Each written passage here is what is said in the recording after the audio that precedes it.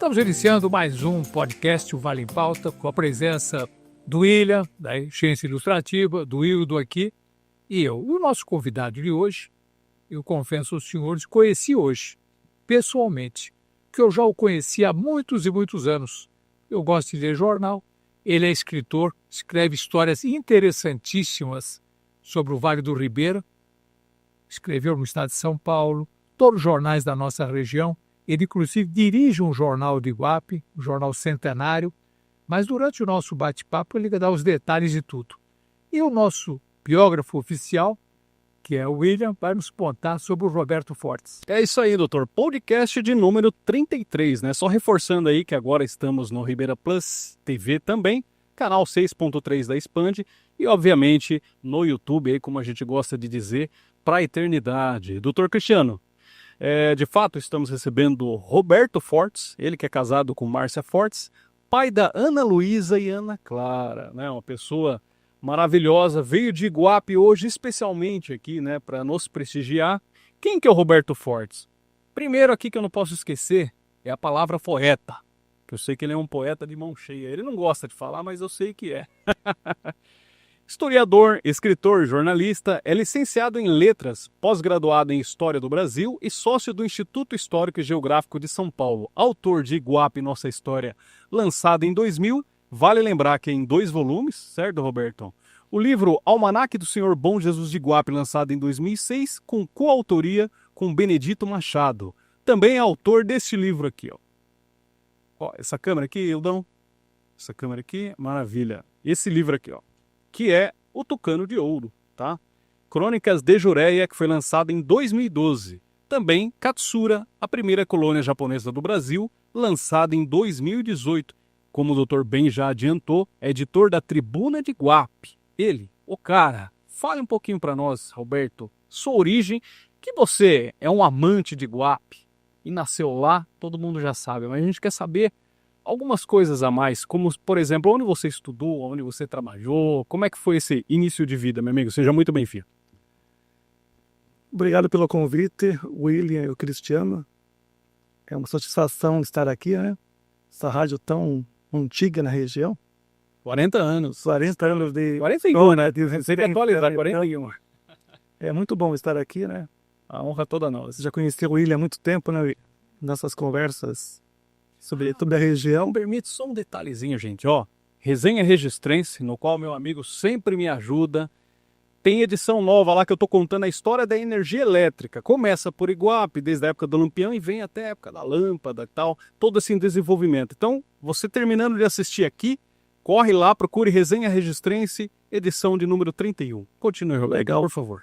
Então, eu nasci em Iguape, sou iguapense, né? Maravilha. Naquele tempo, os nascimentos ainda eram em casa. Eu nasci em casa. Famosa parteira. Uma parteira muito conceituada na região, chamada Dona Joana. Só uma pergunta básica. Qual o lugar ali de Iguape? Que bairro? Região Eu nasci central? no bairro do Canto do Morro. Canto na casa dos meus avós maternos. Que legal. Meu avô Orlando e minha avó Maria Júlia, né? Perfeito. Cresci entre o Canto do Morro e o centro, né? Estudei no Escola Vascaminha, que é a escola mais antiga da região, né? Quantos anos? Tem uma escola, foi fundada em 1894. Olha só. Tem acho que 140 anos, né? Maravilha. Então eu estudei lá o Jardim da Infância, né? E depois fiz até a 8ª série do ensino fundamental. Uma escola maravilhosa, né? Depois eu estudei o ensino médio, que se chamava colegial ainda, né? Na escola estadual Veiga Júnior, que também é uma escola bem conceituada na região, né? E fiz letras em registro, na faculdade de registro. Só um detalhe importante aí. Eu sei que com 13 anos você já escrevia para um jornal lá, que era um jornal de Iguape, lá, né? Que circulava naquele momento ali da sua juventude. Exato. Com 13 anos. Como é que foi essa sua entrada ali na letras e tal? Então eu comecei com 12, 13 anos fazendo pequenos contos, sabe? Histórias, né? E o burburinho da cidade corria. Só que no começo eu comecei escrevendo para meus colegas de escola, sabe? Escrevia em papel, assim, folha de caderno, pequenos contos, né? Que eles liam, né? E gostavam. Inclusive até fiz uma série em vários capítulos, né? eu escrevia em casa, né? Levavam para a escola, eles liam, gostavam, então tinha uma sequência. Eu escrevia assim em folha de caderno, também escrevia em folha de papel de pão. Se demorasse para lançar o capítulo novo, já tinha reclamação. Naquele tempo, sabe, nas padarias, eles Tá falando usavam... naquele tempo, que década? Os anos 70, meia, sabe? Já? Beleza. Nas padarias, eles embrulhavam o pão com papel cor-de-rosa, né? Então, as mulheres... Exato. E as mulheres também usavam para decorar as prateleiras, né, das cozinhas, né? E eu muitas vezes pegava, né, recortava nesse papelzinho, né, costurava com barbante e fazia caderninhos, né? Escrevia, né, minhas histórias nesses caderninhos também, em folha de caderno da escola, né? Escrevia poesias, contos, isso com 12, 13 anos, né? Com 16 anos eu comecei a escrever para o Jornal da Cidade, o Jornal de Ibape. Crônicas, artigos, reportagens. Eu passei a ser praticamente um subeditor do jornal. Como é que você chegou a ser o jornal? Essas Então, escritas? o jornal, assim, eu já escrevia, né? Chegaram no conhecimento dele? Não, foi eu que procurei, tá? Ah, tá. Tá. Você foi até o... Eu levei lá alguns artigos, né? Ele gostou e foi me procurar, entendeu? Me convidou para escrever. Esse rapaz tem talento. Foi. Seria mais ou menos isso. Ele me convidou para escrever periodicamente. É um jornal quinzenal na época, né? Então eu levei lá vários artigos, ele publicou primeiro. Em seguida ele me procurou para eu colaborar com mais assiduidade. Eu comecei a colaborar com 16 anos, né? Escrevia tudo sobre a cidade, sobre reportagens, né? Crônicas. E com 18 anos eu passei a colaborar com a Tribuna do Ribeira, que era uma filial do jornal Tribuna de Santos. Sim. Lá tinha jornalistas de primeira, Sueli Correia, Sueli Correia, a Geni Fernandes. Você fez amizade com o Noziel Pedroso. Noziel Pedroso, Rafael Guelta, né? Excelente delito. Valdir Dias. Né? Valdir Dias foi. E da rádio, a Mônica Nogueira Lima, enfim, uma equipe fantástica. Maravilhosa. Né? Então eu passei a escrever semanalmente. Durante 12 anos eu colaborei até que o jornal fechou, né? E daí, a partir daí eu comecei a escrever também sobre a região do Vale do Ribeira. Não só assim crônicas, né? Eu passei a pesquisar também a história. Sim. Quando eu tinha 15 anos, o meu avô, Paulo, me deu uma coleção de jornais antigos de Iguape, entende? Sempre que na casa dele, eu ia lá e folheava esses jornais, né? E via lá o nome de pessoas que era nome de rua, né? Pensei que essa pessoa foi importante para ter nome de rua. No jornal eu comecei a ler, vi que ele era comerciante, prefeito e tal, né? E também esse jornal, ele também tinha matérias da região toda, sabe? Pariquera, de Piracatu, Eldorado, Registro. Então eu comecei a estudar sobre essas histórias, né? E a partir dos 18 anos eu comecei a escrever textos sobre a região. Sobre a história de Registro, de Miracatu, de Eldorado, Juquiá, Pariquera, sobre a época do ouro, e sobre os visitantes que vieram para o Vale do Ribeira, entende? Então uma escrita muito importante que ocorreu em 1988, que você escreveu para o Estado de São Paulo. Foi. É um jornal hoje de... Então, foi o artigo que eu escrevi sobre a colônia Catiçura de Iguape, que foi a primeira do Brasil. Dos 80 anos. Foi. Da foi uma colônia que o governo criou em Iguape e foi a primeira do Brasil, né? Ela recebeu os japoneses. Sim. Até então, os japoneses, que chegaram em Santos em 1908, eles vieram para trabalhar em colônias como empregados, né? No interior de São Paulo. Essa de Iguape, eles vieram como colonos, eles possuíam os lotes próprios, entende? Eles adquiriam, né, do governo esses lotes, né? Pagavam a prestação. Inicialmente terras devolutas. E cada um tinha o seu lote, né? Sim. Exatamente. E daí foi o embrião para a colônia de Registro, Sete Barras, que foram as 3 primeiras colônias, né? A de Registro chegou mais ou menos uns 2 anos depois, 1916, mais ou menos, né? Que ela foi criada. Isso. Sete Barras, 1920. Então, tudo começou ali, né? Eles vieram para Iguape, na época era uma região lá, o bairro do Jipovura, uma região bem assim, selvagem, né? Tiveram que derrubar as árvores, arar o campo, fazer as casas de madeira, depois de alvenaria, né? De pau a pique. Enfim, foi uma empreitada, sabe? Fabulosa, né? Durante muitos anos, essa colônia foi próspera. Tanto é que ela tinha mais, assim, importância comercial do que a própria cidade de Iguape. Tinha um porto movimentado, né? Tinha correio, escola. E muitas pessoas de Iguape, da região, iam iam lá fazer compras, né? Tinha vários produtos, vários tipos de variedades, né? E depois, na época da guerra, por vários fatores, ela começou a decair, né? As pessoas foram indo embora. Também falta também de transporte, né? Porque o acesso era difícil, era só pelo rio, né? E os vapores que faziam a linha de Iguape até lá, parou de circular, né? A companhia fechou, né? Não havia estradas, então ficaram poucas famílias, né? Mas até os anos 60 ainda essa colônia teve atividade agrícola comercial.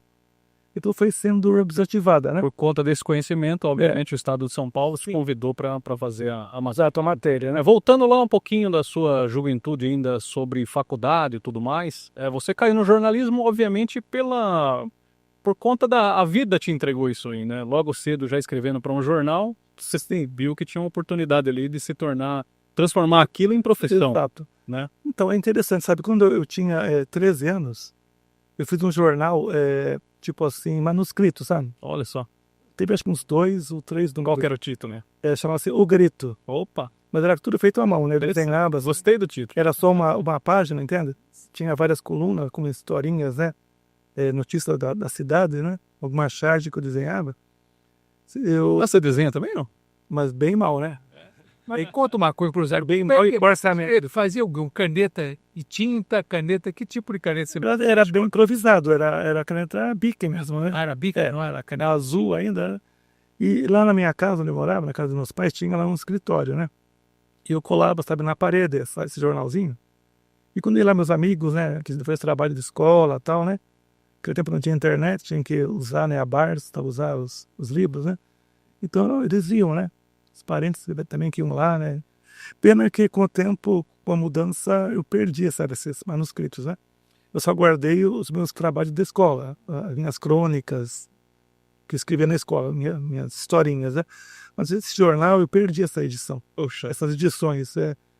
Talvez na mudança que nós fizemos, né, para outra casa que meu pai construiu, se extraviou, né? E de alguma maneira eu não tive, sabe, a lembrança de guardar, né? Esses jornais numa pastinha, né? Como guardei as demais crônicas. Infelizmente eu perdi. Mas eu lembro que tinha, sabe, o título Grito, né? E tinha assim uma personagem, né? Gritando, assim, sabe? Eu desenhei assim, né? Alguém gritando. Seria uma espécie de logo, né? Do jornal, né? Interessante. Então eu comecei aí, né? Mas a minha carreira como jornalista começou quando eu tinha 16 anos. Escrevi, assim, vários artigos, né? E depois comecei a colaborar com os jornais da região, né? Correio do Vale, que também circulou aqui, né? Correio do Vale é o nosso amigo Daniel Ferreira. Não, era o pessoal que era de registro. Era de registro, né? Ainda não era Daniel. O Daniel foi a Comar, na Academia da Comar. Eu notícias... Depois veio para cá a Comar. Mas ele trabalhou, né, com o Daniel. Eu escrevia com ele. Tá. Colaborava, né? Sim, sim. Depois ele criou aqui em registro Notícias do Vale, né? Sim, em 82. Que está até hoje aqui, né? Ah, até hoje. Então, e outros jornais que surgiram, sabe? Jornais da Sul Correia, né? Jornal regional. Jornal regional. Lábios, né? Você tinha uma... No regional, que é o Jornal do Sato, eu colaborei por 26 anos. Eu contabilizei, acho que mais de 1000 crônicas. Né? Foram crônicas semanais, né? Eu vi muitas dessas. Durante 26 anos. No começo se chamava só crônica, né? Depois mudei para Alfarrábios e durou por 20 anos essa colônia. Não conhecia pessoalmente, conhecia agora. Conhecia os trabalhos dele, né? Porque eu lia bastante, é muito interessante, eu gosto de história. Vamos lá. Você conta um pouco para a gente das academias que se pertencem em letras. Então, a primeira que eu fiz parte foi a Academia do Eldorado, do meu saudoso amigo João Mendes, que também escrevia para o jornal Tribuna do Ribeira, né? E de vários jornais da região. Era o famoso J. Mendes. Então ele viu que eu escrevia também, né? Me convidou para fazer parte. E eu tomei posse lá em 83, né? E tem outros amigos meus que também fizeram parte. O Laureano dos Santos, a Filó, entende? E pessoas também do Brasil afora, né? Que fizeram parte dessa academia. Infelizmente ela acabou quando ele faleceu, né? Em 97. Mas durante 20 anos foi uma academia bem ativa na região. Fazia a festa anual, né? Era da Francisca Júlia. Dedicada à poetisa Francisca Júlia, né? A maior poetisa parnasiana do Brasil. E depois também eu fiz parte de outras academias, né? Lá do Sul também, Academia do Guaiana. Do Guaiana. A famosa Três Fronteiras. Três Fronteiras também de letras. Brasil, Paraguai e Argentina. Também. De genealogia heráldica, né? E atualmente faço parte do Instituto Histórico e Geográfico de São Paulo, que é uma cidade que tem mais de 140 anos de existência, né? Então eu sempre fiz parte dessas entidades culturais, né? Mas sempre com a ideia de divulgar a região, Vale do Ribeira. Sempre, né? Através de artigos, através de entrevistas, né? Enfim, E faz muito bem, né, Roberto? Eu queria te fazer uma pergunta, ainda que com relação direta com a sua origem. A família Fortes. certo. Sei que tem bastante Fortes lá, né? Como é que é essa relação com a família? Qual que é a história da família Fortes ligada a Iguape? Então, uma história de mais ou menos 200 anos, né? O primeiro Fortes chegou em Iguape em 1805. Veio de Coimbra, Portugal. Era um jovem de 18 anos. A história interessante é que ele veio num barco, né? Esse barco naufragou perto da Jureia. Ah, é? Então ele foi a nado até a costa e lá um senhor de lá, né, que tinha um sítio, abrigou, né, esse meu ancestral. E ele tinha uma filha muito bonita, Ana Clara. E os dois se apaixonaram, né, esse meu ancestral, José Antônio Fortes, e Ana Clara da Paixão. Coincidentemente, esse nome de sua Exato, depois eu pus o nome da minha filha. Os dois se casaram, né, lá na Iguape, tiveram 14 filhos, olha só, e cada um deu origem a um ramo da família, né? Então ficou muita gente lá em Iguape, dos Fortes, foram outros para Araraquara, São Vicente, Santos, São Paulo, Rio de Janeiro, Minas Gerais, espalhou bem o Brasil todo, né? Então a gente tem parente em várias partes do Brasil. Olha que beleza. O Forte é mais aqui em São Paulo, né? Que a gente tem em vários lugares, né? E lá dos Fortes foi prefeito em Iguape. Na verdade, foram 3 Fortes, né? Foi o primeiro, né? Nos anos 20, o José Anastácio Fortes. Nos anos 30, o Manuel Honório Fortes, o Neco. Nos anos 90 e 2000, o Jair Young Fortes. Foram 3. E também teve um prefeito, que foi meu tio, esposo da minha tia Anita, prefeito Jofre Manuel, e também foi prefeito de Iguape, né? Perfeitamente. William, no almanaque da província de São Paulo, que é de 1873, eu conversei com o Roberto, aparece lá, por exemplo, Antônio Hermenegildo da Silva Fortes, era o inspetor dos engenhos, lá em Iguape. Na mesma data aparece o João Procópio da Silva Fortes, negociante no Porto da Ribeira, tudo parente do Roberto. Tudo oriundo do primeiro. São ancestrais, né? Maravilha. Como ele teve vários filhos, esse primeiro Fortes, então cada filho deu origem a um ramo, né? Por exemplo, eu descendo do primeiro filho, o Joaquim Honório. E outros parentes descendo de vários filhos, né? Perfeitamente. Alguns morreram solteiros, mas pelo que eu pesquisei, acho que uns 8 filhos casaram e tiveram descendência também grande, né? Naquele tempo lá, as famílias eram enormes, eram bem assim, como é que fala? Prolíficas, né? Mínimo 8 filhos cada um. Então, quer dizer que se espalhou bem, né? Que maravilha. Tem um tema. Eu já tenho 3, né? Que você citou as 2 filhas, Ana Clara e Ana Luísa. Eu também tenho meu filho mais velho, que é o Bruno Roberto. Ah, então um abraço aí para o Bruno também. Faz parte dessa linhagem maravilhosa. Também 2 netos, o Theo, né? De 15 anos, e a Estela, de 11. Provavelmente já tem idade para estar assistindo, né, Roberto? Sim, certo. Nossa, um abraço. Tem um tema que eu sei que você gosta bastante, Roberto, que é isso aqui, gente, ó. Ele é colunista também da revista Vento Sul, né? Aqui pra cá. Ó que legal. Xarope Caminega aí e tal. E eu lembro que quando você me encaminhou essa matéria, você falou que piratas e corsários é um tema que você gosta bastante, que você leu bastante e pesquisou bastante. A pergunta é, todo mundo que olha essa matéria me pergunta, pô, mas será que os piratas que chegavam em Iguape naquela época eram desse jeito? E eu respondo da minha maneira. Eu creio que sim, porque são vestimentas europeias, ele vinha muito pirata lá da Europa, né? Vestimenta da época. O que você pensa sobre essa questão? E se você quiser complementar falando um pouquinho sobre o tema, fique à vontade. Então, né, eu li, documentos antigos que realmente citam os piratas na região, né? E até o rei, uma época, ele ordenou que fossem feitas fortificações aqui em Cananéiguape para proteger a cidade dos piratas, né? Esse documento não cita as roupas deles. Eu creio que a maioria da marinhagem, né, usava roupas assim bem simples, né? Talvez o capitão usasse uma roupa mais sofisticada, um chapéu, né? Mas eles ficavam no mar vários meses, né? Eu creio que a higiene era péssima. Os marinheiros deviam usar a mesma roupa o ano inteiro, né? Então, eu creio que talvez a aparência dele não fosse tão vistosa igual você vê nos filmes. Não Né? tão romântica como a gente imagina, né? Piratas do Caribe, naquela roupa toda bonitinha, né? Mas se você pensar na questão europeia, aqueles trajes europeus de séculos passados, talvez alguma coisa próxima ali, no melhor traje, digamos assim. Quando você vê filmes assim americanos, você vê que os capitães eram mais bem vestidos, né? Sobretudo. Exato, já os marinheiros se vestiam de roupa mais simples, mais comum.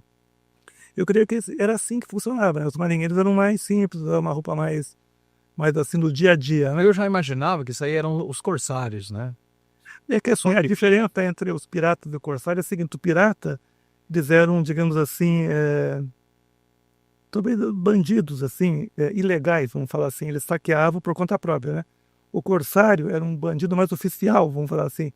O rei de tal país, ele dava uma carta de corso para tal indivíduo, né? Para ele saquear em nome do rei, entendeu? E levar pro Renato. Então, era um pirata, assim, digamos, oficial, né? Mas, na verdade, na prática, era a mesma coisa. A diferença é que um era ilegal, né? Um era oficial, o outro era clandestino, entendeu? Mas teve, sabe, vários corsários. Por exemplo, em Santos, teve lá o Cavendish, né? Que saqueou Santos. Ele é um corsário que a rainha da Inglaterra, Elizabeth, ela autorizou ele, deu uma carta de corso para ele. Era um pirata oficial, vamos falar assim, né? Ele não chegou a descer aqui para o sul, mas ele ficou lá em Santos, saqueou a cidade, né, tal, né? Então teve vários casos de pirata, que até eu percebi, notei que até meados do século XIX, teve evidência de pirata na região aqui. Teve vários piratas que vieram aqui, né? Saquearam, né? Fizeram várias tripolias, né? Alguns não conseguiram, sabe, o seu objetivo. Uma vez uma nau pirata tentou saquear Cananéia, certo? Daí lá o sargento-mor da cidade, da vila, ele teve uma ideia de combater esses piratas. Como ele não tinha assim munição, o que ele fez, né? Ele pegou lá o barco, né? Mandou cortar, sabe a bananeira, tronco de bananeira, e pôs no convés do barco. Então, sabe, visto de longe, parecia canhões, sabe? Então os piratas sujeiros ficaram com medo desse barco. Olha que técnica. Então, foi uma ideia assim, fenomenal. Isso aí, sabe, tem um documento que fala que foi realmente um fato que aconteceu mesmo, né? Ele usou de astúcia e conseguiu, digamos, salvar a vida de Cananéia. Senão os piratas iriam invadir, né, saquear, né? Você pode ver que as igrejas mais antigas, elas tinham uma abertura, assim, para chamadas seteiras, né? Por onde, em caso de, digamos, de fuga, Cananéia mesmo. de assédio, assim, externo, o povo se unia na igreja, né? E lá de dentro eles conseguiam, através de flechas, né? Se defender. Igual tem a igreja do Rosário, também tem, sabe, essas seteiras, que é a mais antiga da cidade, né? Cananéia tem também as seteiras. Então a igreja também servia de refúgio, né? Como se fosse um forte para a defesa da cidade, da vila, né? Então tem esses registros antigos, realmente tem. E aquela lenda que diziam que embaixo ali da igreja de Cananéia tinha um caminho secreto que ia para uma outra ponta do mar. É verdade ou é mais lenda? Tem vários, assim, histórias, né? Ninguém nunca comprovou. Faz uns 20 anos essa igreja foi escavada, né? Foi pesquisada. Teve escavação arqueológica, mas não foi achado nenhum túnel. Foi achado, assim, ossos, né? Sim. Objetos antigos e tal. E igual também tem essa história que fala que tem um túnel, sabe? Que sai da Bavília, que vai até tal lugar, né? A gente não sabe porque não foi ainda descoberto. Tem uma história, lá teve uma casa de fundição de ouro, né? Que é a primeira do Brasil, né? 1630. Tem uma história que fala que dessa casa de fundição saiu um túnel até o prédio vizinho, sabe? Onde depois virou um hotel, né? Então, a lenda diz que esse túnel foi feito para, digamos assim, roubar o ouro da casa. Escaparam quinto. Exato. São histórias que as pessoas antigas contam, sabe, na cidade. Mas até o momento fica na lenda. Tem comprovação. O que tem comprovação lá na cidade é que nesse prédio aí, que segundo a lenda, existiria um túnel que ligaria até a casa da fundição, foi achado uma prensa antiga para cunhar moedas de cobre, sabe? Moedas ilegais, né? E realmente foi achada essa prensa no começo do século XX. Mas agora o túnel mesmo, até agora ninguém achou, né? Beleza. William, uma coisa que eu quero aproveitar aqui o Roberto para contar para nós. Uma das figuras mais enigmáticas e emblemáticas e coisa, um mistério total é o bacharel do Cananéia. E eu soube que o Roberto está fazendo uma pesquisa para lançar um livro sobre bacharel. Sim, há vários anos que eu pesquiso bacharel, né? Desde que eu tinha lá os meus 18 anos. Então, a minha ideia é lançar um livro mais baseado nos documentos que existem sobre ele, tá? Porque até então, o que você vê na internet, no Google, são assim, apenas hipóteses, né? Mentiras, fantasias. Até o nome. Até o nome dele, né? Não há uma certeza absoluta. Falam em Cosme Fernandes, mas é mera conjectura. Então, 2 nomes. tem o nome espanhol, né, que é Duarte Pérez, e tem o português, que é Cosme Fernandes. Mas é assim, o que tem de concreto sobre o bacharel são só 4 documentos que existem, que as pessoas podem comprovar, né? O primeiro é de 1527. Foi de um navegante português, mas que veio para o Brasil a serviço da Espanha. Ele aportou lá em São Vicente e lá ele encontrou bacharel que disse que morava lá há 30 anos. Só que esse navegante, Diogo Garcia, ele registrou que São Vicente ficava a 24 graus, né? Só que se você for ver a localização exata, São Vicente é 23 graus, Cananéia é 25 e Iguape é 24. Então, por aí dá a entender que quando esse navegante fala que ele aportou em São Vicente, alguns autores acham que, na verdade, foi Cananéia e Iguape, entendeu? Pela distância, né, geográfica, né? Mas a gente faz uma conta rápida aqui, 1527 menos 30, a gente está falando de 1497. São Pedro Álvares Cabral chegou, já existia o bacharel aqui, mas está aprovado. É muita coisa para se reescrever aí, Roberto. Tem uma teoria, sabe, de um autor português, o Jaime Cortesão. Ele escreveu uma teoria, ele descobriu lá em São Tomé um testamento onde cita o tal de bacharel, que ficou lá degradado, né? Esse bacharel teria vindo para o Brasil por volta de 1498, 99, com Bartolomeu Dias, tá? Então, pela época, esse autor Cortesão, ele associou que poderia ter sido realmente o de Cananéia, porque, veja bem, é muita coincidência ter 2 bacharéis, né, numa mesma época, né? E que veio para o Brasil, entendeu? Sim. Então, a primeira teoria é que o bacharel... Ele era um degradado. Exato, ele é um degradado, ninguém sabe qual crime ele praticou. Naquela época poderia ser um crime comum, né? Que hoje seria uma bobagem, né? Você ofender alguém, por exemplo, um nobre, né? O rei não vai com sua cara, manda embora. Ou você, sabe, insultar, sabe, um santo, assim, uma imagem, né?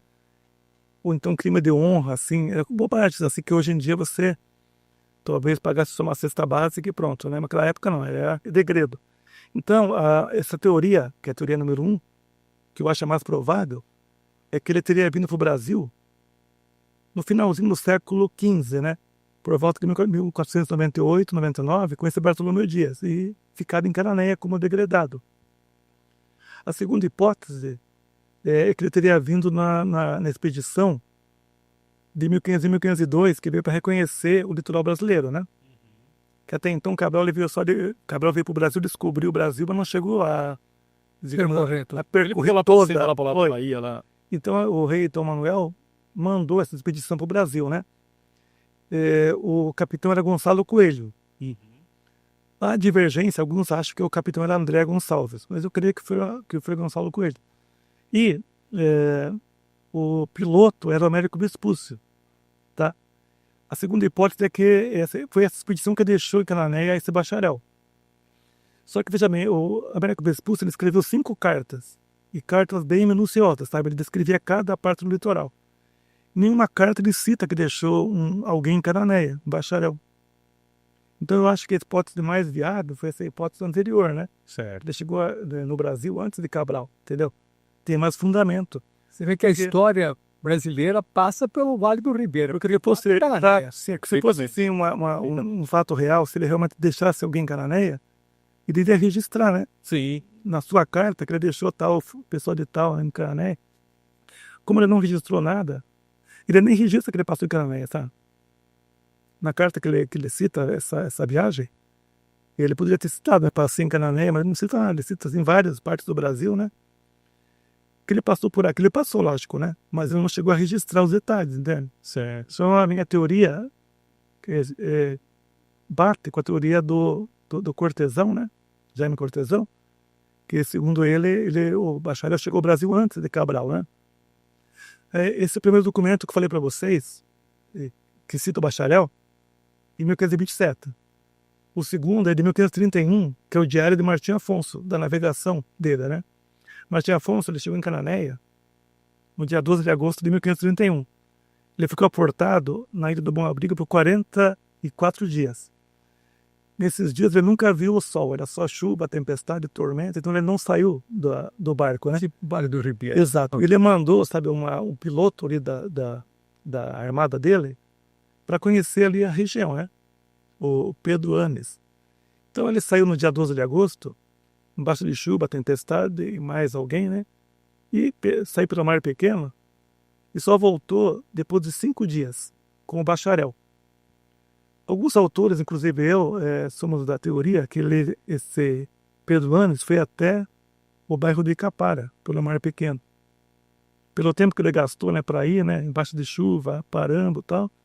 Então, nessa época, eu creio que ele já morava lá no Icapara, o bacharel. Que foi onde nasceu o Iguape, o bairro de Icapara, né? Sim.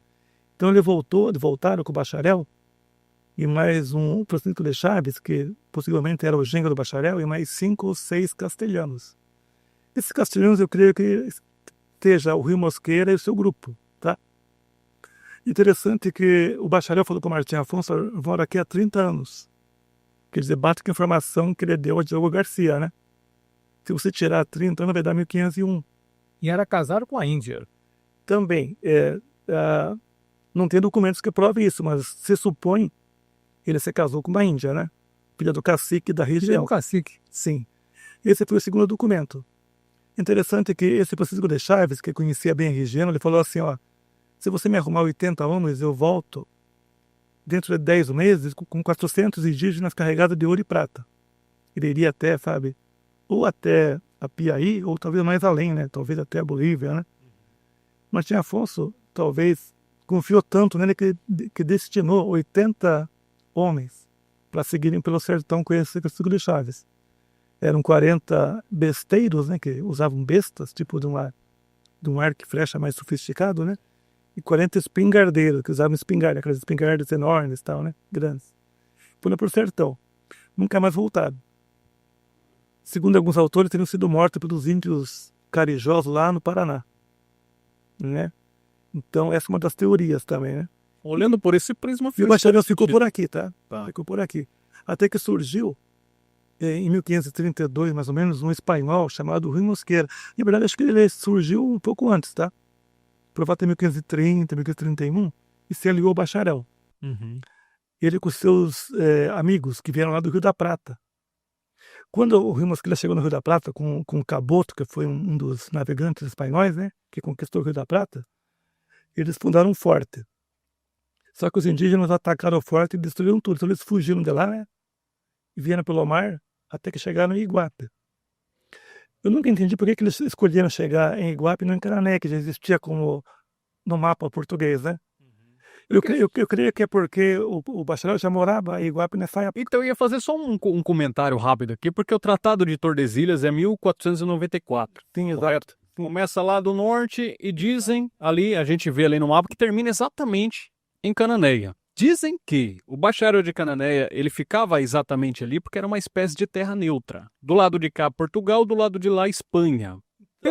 Pelo fato da neutralidade, não seria uma terra onde ele ficaria ali seguro, digamos assim? Então, na verdade, assim, né? A gente não tem documentação para provar isso, né? Mas a gente imagina que sim.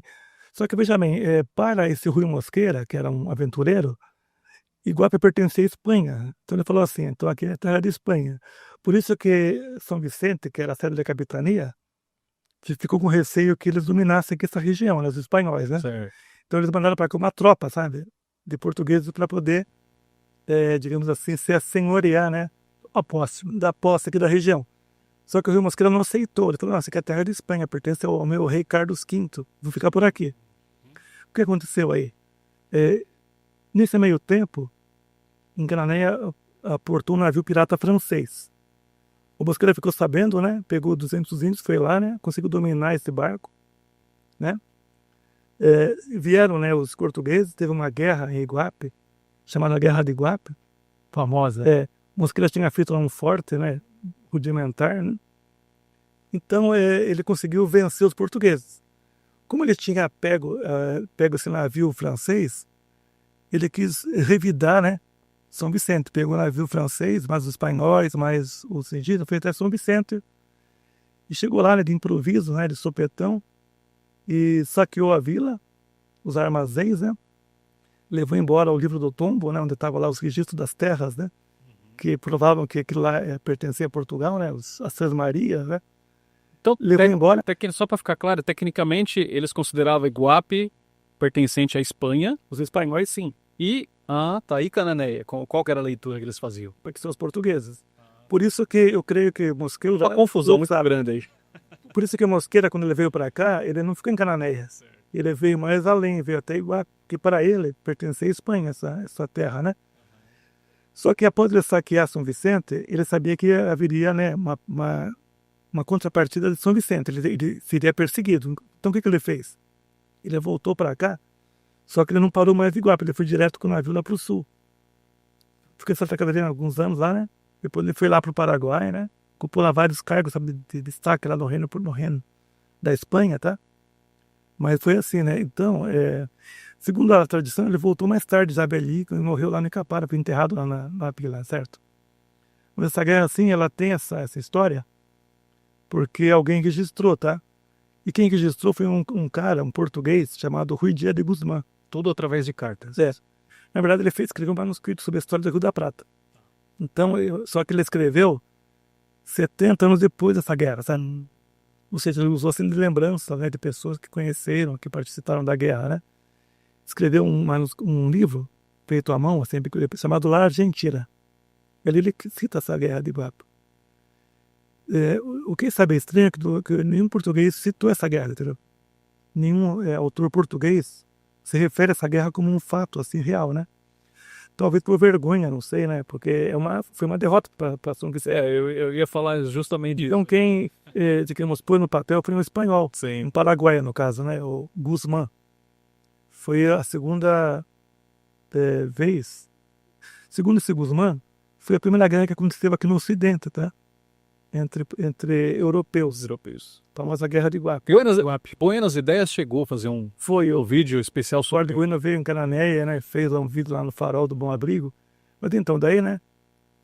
Segundo sabe a tradição, o bacharel ficou por aqui, tá? E teria morrido lá em Iguá. Ah, é? Lá tem um lugar chamado Morro do Bacharel, onde hoje tem um farol, né? Segundo a tradição que o povo contava, ele morreu lá na Micapara e foi enterrado nesse morro, sabe? Eles cavaram uma cova na rocha, né? Foi enterrado com seus ouros, seus tesouros, sabe? Olha só. E até hoje ninguém sabe onde ele está enterrado. Quando vai ser esse livro? Vai ser muito interessante. Minha ideia, sabe, se eu conseguir terminar as pesquisas para o ano que vem, tá? Opa! Então a gente parou só para encerrar o bacharel, paramos no segundo documento, que foi o Martim Afonso. O terceiro documento, que fala do bacharel, foi uma carta que a Rainha da Espanha mandou para ele ajudar a saga navegante que viria para o Rio da Prata, né? Então veja só, se a Rainha da Espanha pediu para ele ajudar, né, um navegante, é porque ele tinha certa influência também na Espanha. Essa carta é de 1536. A Rainha da Espanha, né, que estava governando lá a Espanha, pediu para ele colaborar com ela, né? Para ele ajudar esse navegante a povoar lá a região do Rio da Prata. Não sei se deu certo, né? Pelo que consta, essa expedição não chegou a ser efetivada. E depois, o último documento que fala sobre o bacharel, que é o quarto, é de 1540. Esse documento está em espanhol, tá? Ele fala que realmente o bacharel morou em Cananéia, plantou lá laranjeiras, limões, mas que o lugar se despovoou depois que uns brigaram com os outros, sabe? É uma carta bem assim, uma escrita bem antiga, bem mal escrita, né? Porém, você dá a entender que teve realmente um conflito aqui na região entre portugueses e espanhóis, né? É um documento bem curtinho, tá lá no Rio de Janeiro, na Biblioteca Nacional. E ele cita bem que o bacharel morou em Cananéia mesmo, tá lá bem claro, né? E ele plantou várias árvores frutíferas, né? Ele e o seu povo, né? E que o lugar se despovoou depois que teve uma briga feia por São Vicente. É uma prova real que realmente teve essa guerra de Iguape, né? Perfeitamente. Um conflito. Então, a partir daí, o que existe sobre o bacharel são esses documentos que eu citei para você. Muito pouca coisa. O que tem, digamos, em relação a eles, são teorias, né? Invenções. Ele era judeu? Talvez, é possíbil. Ele estudou É direito. uma pessoa estudada. Exato. Mas é que tá. Ele estudou em Salamanca, na Espanha. É possível, mas não tem documento que prove isso, né? Ele casou com uma índia em Cananéia ou Iguape? Sim. Mas tem documento? Não tem. Porque tem a tradição, né? Por exemplo, em Cananéia, tem a tradição de que ele casou com a índia Caniné, que era a filha do cacique Ariró. É uma tradição, né? Que o povo conta, tá? Em Iguape, o historiador inglês Ernest Young, ele achou um documento do século XVI, 1500 e pouco, onde consta que o nome dessa índia era Guaimbé, né? Era a filha do cacique. Então, realmente, eu creio que ele casou com uma indígena, porque não existia mulher branca no Brasil naquele tempo. Sim, E a partir daí ele povoou a região, né? Até hoje tem descendentes do bacharel. Eu vi lá, sabe, através de um ancestral meu, da parte da minha avó materna, eu também descendo do bacharel também. Por linha assim direta, né? Por quê? Porque na verdade ele povoou a região, né? Então muita gente da região do Vale Ribeira descendo do bacharel de Canané. Rapaz. Né? Agora, pelo que eu entendi, ele se casou com uma índia só, né? Mas ele teve vários filhos, os filhos tiveram vários filhos. Depois ele casou com outra mulher em São Vicente. Isso aí é uma tradição, né? Aí faz parte da lenda. A lenda da Caniné. A Caniné era a índia, né? De Canané, que se casou com ele. Segundo a história, eles se casaram, né? Foram felizes, mas o bacharel era muito aventureiro, era inquieto. E ele falou assim, eu vou para São Vicente lá em busca de aventuras. E deixou a índia, né? A indígena, em Canané sozinha, né? Ela ficou triste, né? Ficou lá nas matas de Cananéia e tal, né?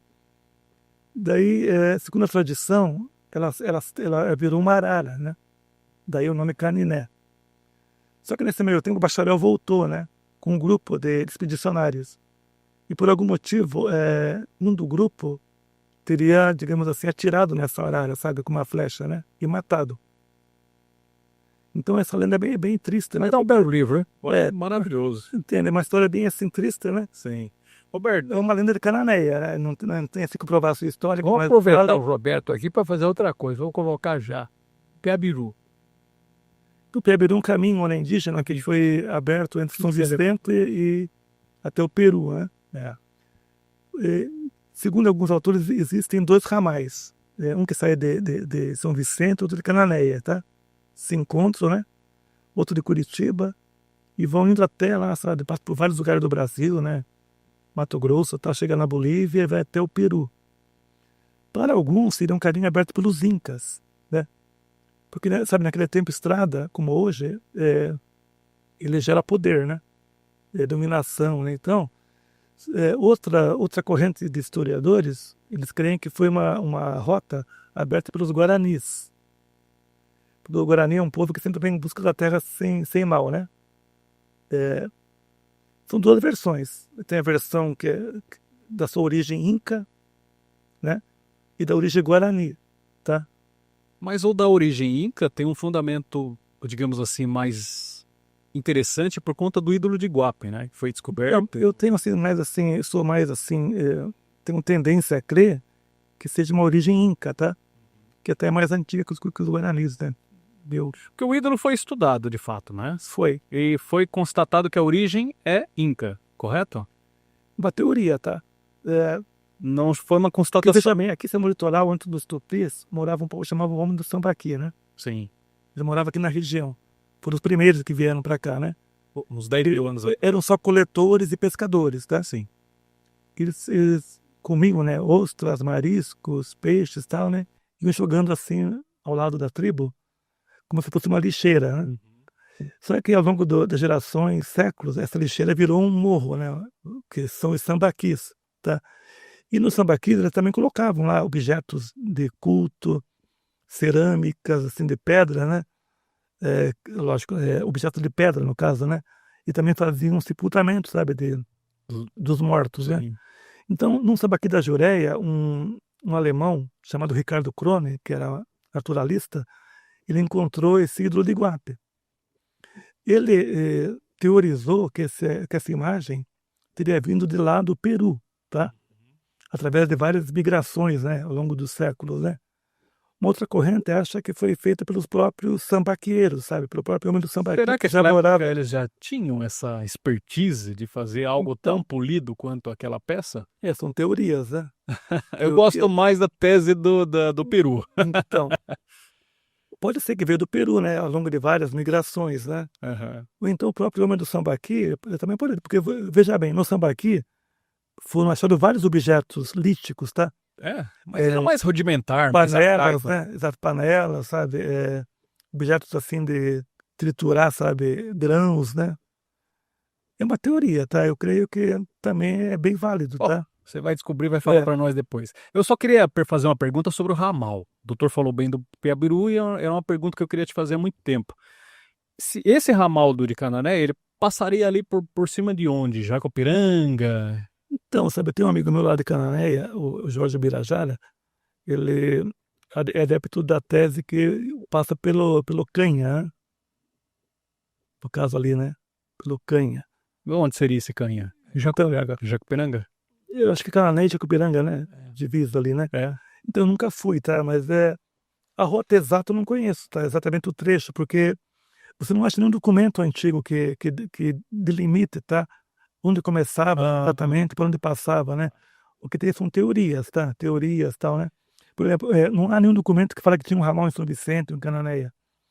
São os autores modernos que, estudando os cronistas antigos, né, deduziram que realmente, né, tinha um ramal que saía de São Vicente, de Cananéia, em Curitiba, se encontravam, né, e iam lá para o sul, tá, para o sul do Brasil, depois Teve lá. uma expedição há pouco tempo num pessoal fazendo o Piabiru agora a rota, tentando levantar. Então, tem várias rotas, né, no Paraná também tem o caminho, né, Mato Grosso, Botucatu, sabe. Uma curiosidade, quanto tempo será que demorava no tempo do bacharel sair de Cananéia para chegar até São Vicente? Então, Deve sabe, ser uma viagem. então, tem, sabe, lá um relato, sabe, de um europeu alemão, né, o nome dele não me lembro agora o nome dele, mas ele veio, sabe, lá do Paraguai. Ele sabia que iria sair um navio de São Vicente em tal data, né. Então 6 meses antes ele saiu do Paraguai, né, de Assunção, e foi a pé, né, pelo Piabiru, e chegou a tempo em São Vicente de pegar o navio para a Europa, então duravam 6 meses você andando a pé, tá, do Paraguai, né, até São Vicente, para você poder pegar um navio. Naquele tempo a rota era anual, né, um navio por ano, se você perdesse era só ano que vem. Então ele conseguiu chegar a tempo, sabe. 6 meses de viagem a Ele pé. passou em São Paulo, sei lá, tá, ele era o Urico, né, Uri Schmidel, o nome dele, um alemão. Ele chegou, sabe, lá em São Paulo, também a pé, né, só que ele ficou com medo, porque João Ramalho tinha a fama de ser um cara violento, sabe. Ele ficou feliz porque no dia que ele chegou, estava só os filhos dele lá. O João Ramalho tinha saído para o interior de São Paulo, né, a pé, assim, para suas aventuras. Então ele falou assim: "Oh, nossa, tive sorte, porque eu não fui morto por João Ramalho." Depois ele desceu lá para São Vicente, né, pegou o navio e voltou para a Europa, para a Alemanha, tá.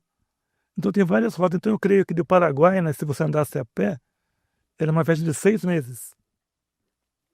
Agora, assim, Um pouquinho de batalha, né? por outro lado, sabe, tem, sabe, uma história, um cálculo, né, que uma pessoa que realmente fazia a linha do Piabiru, que era um Inca, né, que ele na verdade é tipo um carteiro.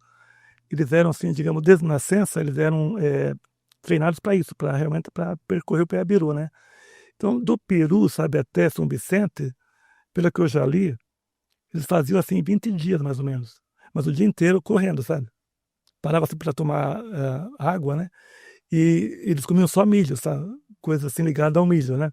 Então tinha vários lugares ao longo do Piabiru, onde eles paravam para descansar, tomar uma água, comer alguma coisa, né, um curau, um milho, assim, e prosseguiam até São Vicente. Então essa viagem era de 15 a 20 dias para você, mas porque eles corriam, sabe, diariamente, assim.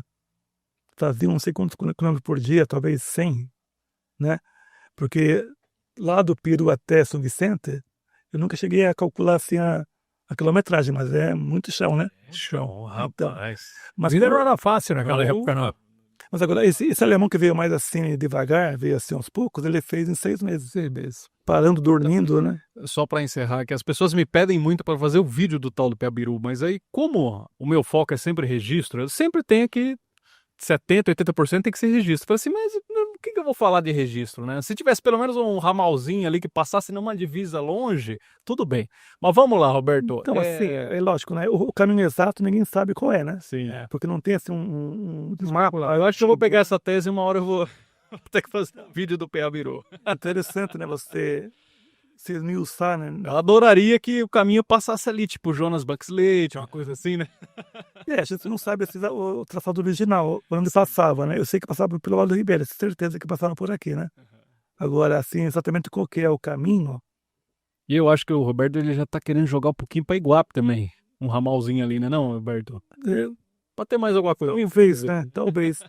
Eu creio que sim, porque veja bem, Canané e Iguape são assim, quase coladas, né? Sim. Uma na outra, né? Sim. É possível que tivesse uma trilha, né? Que ligasse, né? Uma a outra, né? Eu sei que tinha um caminho que ia de Iguape até São Vicente. Era o caminho do mar, né? Chamado, mais assim, recentemente, de caminho do Imperador, tá? Mas passava pela costa de Peruíbe ali? Sim, pela Jureia, né? Tudo a pé, né? Pela Jureia, pela praia de Peruíbe, Itanhaém, né? De Vai contornando as Grande, praias. Era o caminho do mar que chamava, tá? Certo. Era a ligação que tinha por Santos, por terra, porque não tinha estrada. Não tinha. Ou então pelo mar, né? Através de barcos assim, a vela, e depois a vapor, tá? Mas é assim, a comunicação era bem precária. Ou você ia a pé, né? E teve, sabe, um explorador alemão, aliás, inglês, o Richard Burton, né? Ele veio pela região do Ribeira, ele veio a pé, tá? Ele falou que esse caminho do mar era o pior caminho do mundo. Terrível. Roberto, eu vou fazer minha última pergunta aqui, porque você sabe que a hora aqui corre. Nossa, mas já... É tão gostoso, eu ficava umas 3 horas, Roberto. É complicado. Tanta coisa interessante, muita coisa que o pessoal... Sim, sabe? Eu até assim, falei rápido para poder upar o tempo, né? Mas é muita informação, muita coisa interessante. Mas eu vou terminar, pelo menos a minha última aqui, o doutor faz a saideira dele também, que é uma das maiores, vamos colocar polêmica, que não é uma polêmica, mas sempre levanta-se a discussão, que é a questão da localidade mais antiga, se é Cananéia ou se é São Vicente. Sim. Né? Hoje, o que nós temos de concreto? São Vicente, 1532, Certo. e Cananéia se fala-se hoje em 1531. Só que temos algo a corroborar a nosso favor. Né? Porque lá no chão de Lisboa, em Portugal, tem um monumento chamado Descobrimento, Padrão dos Descobrimentos. Sim, exato. Né? Que está lá inscrito Cananéia com 1502. Isso não seria um grande indício para puxar a sardinha para o nosso lado do Vale do Ribeira? Falar, não, começou aqui. Só que pela falta de documento, acabou ficando aí São Vicente aí a questão. O que você diz para nós sobre isso aí? Então, eu creio, sabe, acredito que Cananéia realmente é mais antigo que São Vicente, como povoado, né? Agora, São Vicente realmente foi a primeira vila oficial do Brasil, porque Martim Afonso chegou lá, ele oficializou São Vicente como uma vila, ele criou lá, sabe, os vereadores, o juiz, né, o procurador lá da cidade e tal, né. Cananéia já existia como povoado, tá? Então, como povoado, Cananéia é mais antiga que São Vicente. Esse 1502 é baseado na expedição de Américo Vespúcio, né, que ele teria chegado no Brasil em 1502, em Cananéia. Eu sou mais, assim, adepto da teoria que Cananéia foi, digamos, fundada antes do Brasil, tá? Pelo bacharel. Mas alguns documentos se perderam. Exato. O que nós temos é essa tese do cortesão, né? Certo. Que o bacharel chegou ao Brasil 1 ano antes do Cabral, portanto em Cananéia e depois em Iguape. Ou seja, eu creio, né, que Cananéia é mais antiga, São Vicente, como um povoado, como uma aglomeração humana. Certo. Agora, como vila assim, oficial, realmente foi São Vicente. Agora, Cananéia, eles se consideram de agosto de 1531. Dia 12 de agosto de 31. Até, inclusive, a rádio falou esses dias sobre os 494 anos. Foi, né? Foi quando Martim Afonso chegou em Cananéia. A gente olha, quando a gente pesquisa ali São Vicente, fala-se de 1532. Sim. Ou seja, até nos documentos hoje já não pode se afirmar que Cananéia é mais antiga? Documentalmente? Exato. Como povoado, sim, né? É que, veja bem, quando o Martim Afonso chegou em Cananéia, no dia 12 de agosto de 1531, ele escreveu um diário, no caso, o irmão dele, o Pedro Lopes, né, que era o escrivão da Armada. Ele não cita que Martim Afonso criou uma vila, tá? Ah, tá. É só a chegada. Ele chegou em Cananéia, né, reconheceu, né, como posse portuguesa, ele pôs o padrão lá na ponta do Itacuruçá, né, que é o padrão de posse português, tá? Mas ele não cita no diário que ele fundou uma vila oficial. Em São Vicente, no ano seguinte, aí sim, né, no diário consta que ele fundou uma vila lá realmente organizada, né, com Câmara Municipal, com juiz, com procurador e tal, né? Então, Sendo assim, a cidade mais antiga do Brasil. no caso, a vila mais antiga, né? Porque, sabe, a cidade mais antiga é Salvador. Uhum. Mais tarde, 1550 e pouco, né? Mas será que aquilo não se desenvolveu a ponto de virar uma cidade? É porque, assim, No né, primeiro quando Martim Afonso fundou São Vicente, ele fundou a vila. Já tinha um povoado antigo lá, né? Ele oficializou uma vila. Cidade é um termo assim, digamos assim, superior à vila, tá? Uhum. A primeira cidade mesmo com esse nome de cidade foi Salvador, lá da Bahia. Certo. São Vicente, primeira vila, Foi capital. capital do Brasil, por causa disso, né? Cidade de Salvador. E Cananéia, o primeiro povoado do Brasil. Tanto é que tem um autor de Cananéia, o Carvalho, que escreveu um livro maravilhoso sobre Cananéia, meu amigo, que faleceu faz 2 anos, o ídolo de Carvalho. Ele escreveu um livro chamado assim, Cananéia, o primeiro povoado do Brasil. Ou seja, realmente ele documentou lá, sabe, Cananéia foi um povoado anterior a São Vicente, como o início do povoamento de São Paulo. O Brasil começou por aqui, né? O povoamento da região toda, Vale do Ribeira, São Paulo e Brasil, né? Começou aqui na nossa região. Daí a São Paulo. importância do Vale do Ribeira, que, sim, infelizmente, isso não é muito Falar reconhecido. pelo tempo, né? Eu podia falar sobre o ouro da região, Isso aqui, ó, o ciclo do arroz, ciclo do ouro. mas o tempo passa tão voando, né? Ele passou voando, né? Não, Isso porque tem a outra página aqui. E eu tive que correr, sabe? Me apressar para poder falar um monte de coisa, né? Mas ficou tanta coisa. Quem sabe a gente marca uma parte 2. Não Fazer a parte 2, Precisa, viu? A hora que você lançar o livro. Combinado, então. Acho que só pro ano que vem. Não, então. Vamos pro ano que vem, combinado, doutor? Já falta Combinado. pesquisar muita coisa ainda. A hora que. Pode ser daqui 2 anos, 1 ano, fica no seu time. Se quiser também antes, também posso vir. A hora que lançar o livro, Só convidar que a gente informa aqui e já faz a parte 2. Pronto. tá joia, tá combinado. Roberto, eu queria, para encerrar minha fala aqui, o que você dá de conselho para o pessoal mais novo, o pessoal para seguir o teu exemplo, se preocupar com a nossa região, fazer pesquisa, enfim, qual o conselho que você dá?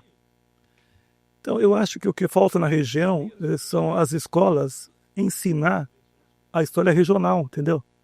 Eu acho que cada prefeitura deveria criar, sabe, uma espécie de disciplina nas escolas municipais com a história da cidade, de cada cidade da região, para o aluno saber, né, a importância da sua cidade. A partir daí, ele vai se interessar em pesquisar, entendeu? A sua origem, a origem da sua cidade, do seu bairro, né, da sua região, Vale do Ribeira. Então, se o jovem desde cedo é incentivado a ler, a estudar a região, a frequentar os museus da região, né, os arquivos, ele vai valorizar a região e também vai pesquisar. Porque, veja bem, hoje eu estou aqui, né, amanhã a gente vai embora.